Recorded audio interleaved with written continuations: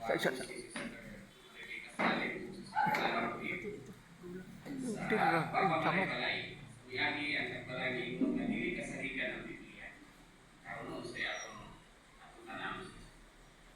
Ay, Len. May hapon, Len. Ay, hindi. Ngayon sa... Naman. Kumusta, Len? Ay, wala. Nagagagagay namin eh. Sakit niya ako kalawasan. Hindi ko. Ano ba? Ako na yung kibatiin. Pero sabi mo, ako ang ihaplasan ng magsun. Nagingumot sa tanyawan. Na yun, hinilot. Wala yan ba yapon kay naamag ko nga tungkol sa panahon. Pwede po nga imong sulayan. Basin nga yung naapay maayong epekto sa itong lawas. Sige, try na ako na yung pero sure ka, ate, hindi na yung mukha yung sakit. O, dili po. Temporary na nalin kay ang permanente kahupayan sa atong mga sakit, umabot pa. Ano mo ba? Hinurag natin? Kasi mo ko'y pamatuli mo natin. Kasi may nagsultihan na.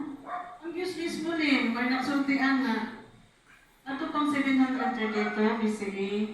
O, karon nahibalutaan na kay iyahan nang ipa-record sa Biblia ipa-record na niya ng Isaias. Nabasa na sa Biblia niya ni Isaias.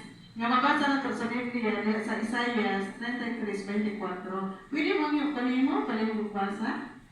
Tinawag ko po yung Bible dari sa akong gadget. Dari nag-ingon, kung walay residente nga mo-ingon, masakiton ko ang katawan niya nagtuyo sa yuta, pasayloon sa ilang kasaytanan. Ano yan din? Ang sa may mga kasultihan na?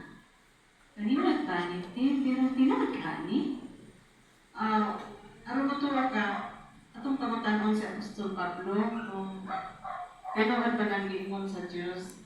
Ang tubag ni Apostol Pablo, no, kung namakag bang Diyos, ang tubag ni Apostol Pablo, ito mabasa niya sa Biblia, kaya sa Tito, Kapitulo 1, versikulo 1, 2, yung mga yung gabang ko mo, kanino kong basa, okay ra? Okay, nag-ingon ka rin, gikan kang Pablo nga ulipon sa Diyos o Apostol ni Jesus, ug ibase sa paglaom nga tinabay walay katapusan nga gisaad kaniadto sa Dios kinsa dili gyud mamakak.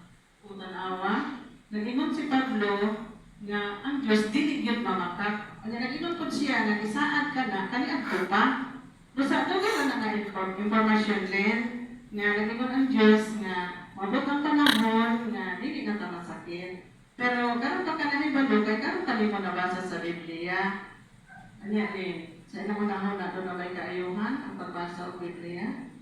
Lagi din, kay karon lang, mabasa mo din sa Biblia ang tubag sa akong mga praktikal nga mga pangutanan. Na makatabang yun yan yung pagbasa ng Biblia.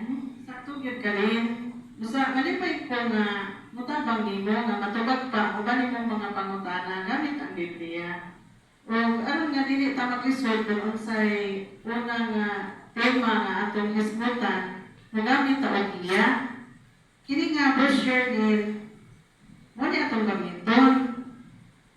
Dili sa Diction 1, naibulungan din sa unsang paagi ang Biblia makatabang nimo. Tabanang tikanin, mabalik ko, sugat ka? O sige, balik lang sa sa hapon. Sige rin, niya ka. Salamat kayo. Hindi na magdugay. Ito na ko. Sige,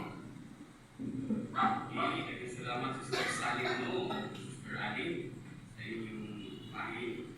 Kumikahan ka, Sister Salino, sa pahin pagkumala sa inyong pahin. At nakita, Sister Salin, di pangandamang hindi yung pahin, may isang tanaw sa iyang